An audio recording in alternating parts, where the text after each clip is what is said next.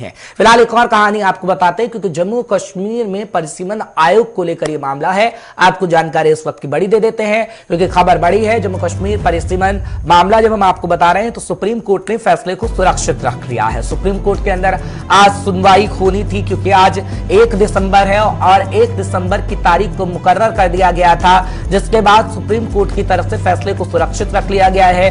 परिसीमन आयोग के गठन पर सरकार के फैसले को चुनौती दी गई थी। हालांकि सॉलिसिटर जनरल तुषार मेहता के तर्क सुनने के बाद यह फैसला सुरक्षित रखा गया है। बड़ी जानकारी 5 के पंच में आपको दे रहे हैं। फिलहाल इशफाक गौहर एग्जीक्यूटिव एडिटर हमारे सीनियर साथी जुड़ गए हैं। इशफाक, आपका शुक्रिया हमारे साथ जुड़ने के लिए। इशफाक, क्या कहेंगे, सॉलिसिटर जनरल तुषार मेहता के तर्क सुनने के बाद फैसले को सुरक्षित रख लिया गया है, क्या तर्क हालांकि इसमें दिया गया है?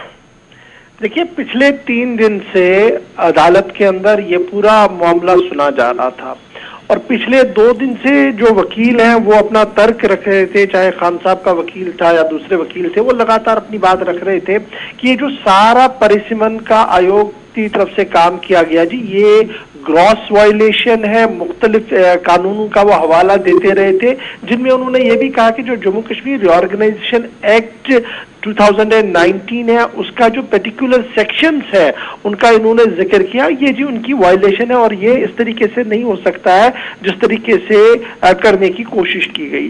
कल भी जनाब जस्टिस एस.के. कौल साहब और अबे एस. ओका साहब ने इस पूरे मामले को सुना। आज भी जस्टिस एस.के. कौल साहब और अबे ओका साहब ने ये पूरा मामला सुना और सरकार की तरफ से तुषार मेहता साहब जो सॉलिसिटर जनरल है वो पेश हुए थे, इलेक्शन कमीशन साहब के वकील थे और इस तरीके से पूरा बहस जो तकरीबन 20 से 22 मिनट तक का मामला जो है वो चला और इस दौरान काफी तीखी बहस जो है वो दोनों तरफ से हुई। हाजी अब्दुल गनी खान जो कांग्रेस के हैं और अब्दुल मोहम्मद अयूब मट्टू साहब जो है इनकी तरफ के जो वकील हैं, उन्होंने लगातार ये कहा कि जनाब ये जो हमने दरख्वास्त दी है, हमारा इतना ही मकसद है कि वायलेशन ऑफ लॉ हो रहा है, इसलिए इसको नल एंड वाइड करार दिया जाए क्योंकि सुप्रीम कोर्ट के ऑर्डर्स के तहत ही 2026 तक ये परिसीमन आयोग नहीं बन सकता है और पूरे देश में 2026 में परिसीमन होना है, तो यहाँ जम्मू कश्मीर में कैसे इसको बनाया गया। एक तो उनका ये तर्क था।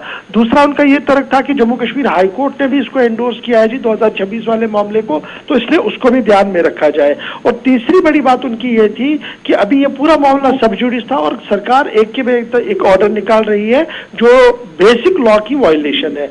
इसके जवाब में गृह मंत्रालय ने 2-4 बड़े पॉइंट्स रखे। एक, गृह मंत्रालय का जो एफिडेविट है जो आज वहां रखा गया था और इलेक्शन कमीशन का जो समरी थी उसमें भी इस बात को रखा गया था कि किस तरीके से ये पूरा प्रोसेस चलाया गया और संविधान के दायरे में रहकर ये सारा कुछ चलाया गया, नंबर 1। नंबर 2, जो सबसे बड़ी बात इसमें कही गई वो ये थी कि देखिए ये तभी पॉसिबल था जब हमने पहली नोटिफिकेशन निकाली थी डिलिमिटेशन की। अगर उस वक्त ये आता सामने और मुख्तलिफ बातें होती तो शायद सरकार कुछ भी सोच लेती, लेकिन अब जब notification, gadget notification president of India के साइन के बाद शुरू हो गई है, जारी हो गई है और पूरा मामला चल चुका है, लॉ बन चुका है, अब संविधान ही ये कहता है कि इस पूरे मामले पर कोई कोर्ट कुछ नहीं कर सकता और कहीं पर भी उस फैसले को चैलेंज नहीं किया जा सकता डिलिमिटेशन वाले मामले को। और ये कहा कि ये कोई भी वायलेशन ऑफ आर्टिकल 170 जो आईन का है और ये किसी भी तरीके से कंट्राडिक्ट नहीं है जी जम्मू कश्मीर रिऑर्गेनाइजेशन एक्ट 2019 के। ये सारी बातें सुनने के बाद दोनों जज साहबान ने इस बात का फैसला लिया कि फिलहाल फैसले को महफूज रखा जाए और मेरे ख्याल से कल या परसों तक वो रिटन डिसीजन जो वो आएगा और इस तरीके से आज तीसरे दिन ये पूरी बहस कंप्लीट हुई और अब सबकी नजरें कोर्ट रूम पर जज साहिबान पर रहेंगी, ऑनरेबल जज पर रहेंगी कि वो इस पूरे मामले पर क्या कुछ कहेंगे। अगर फैसला, ये बड़ा इंपॉर्टेंट है, अगर फैसला गनी खान और अयूब मट्टू साहब के हक में हुआ तो पीएचडी के लिए खुशी का अलग होगा। पीएचडी कहेगी कि आधी जंग हमने जीत ली, अब आधा हमने जीतना है। ये सीधी सी बात है, सियासत इस पर काफी ज्यादा होगी। और अगर एडवर्स में आता है, इन दोनों लीडर्स के एडवर्स में ये सिस्टम आता है तो उससे भारत सरकार का पक्ष और मजबूत होगा और बीजेपी और दीगर पार्टियां जो इसके हक में है 2019 में जो फैसला लिया गया है, तो ये वहां से भी इस पर जश्न होगा, वहां से भी बातें जो है वो आएंगी, रिएक्शंस आएंगी। तो कुल मिलाकर आने वाले दिनों में पॉलिटिक्स जम्मू कश्मीर में इस पूरे मुद्दे पर काफी गर्म होगी, लेकिन at the end of the day नजरें सबकी रहेंगी जी सुप्रीम कोर्ट की इन दोनों जज साहिबान पर जब ये अपना डिसीजन सुनाएंगे। ठीक है इशफाक, बहुत बहुत शुक्रिया तमाम जानकारी पहुंचाने के लिए, दर्शकों को अपडेट रखने के लिए। फिलहाल राजनीति माहौल बेहद गर्म हो सकता है इस फैसले के बाद, क्योंकि फैसला सुरक्षित रखा गया है। 1-2 दिन में यह फैसला आ जाएगा और सबसे पहले गुलिस्तान न्यूज उस फैसले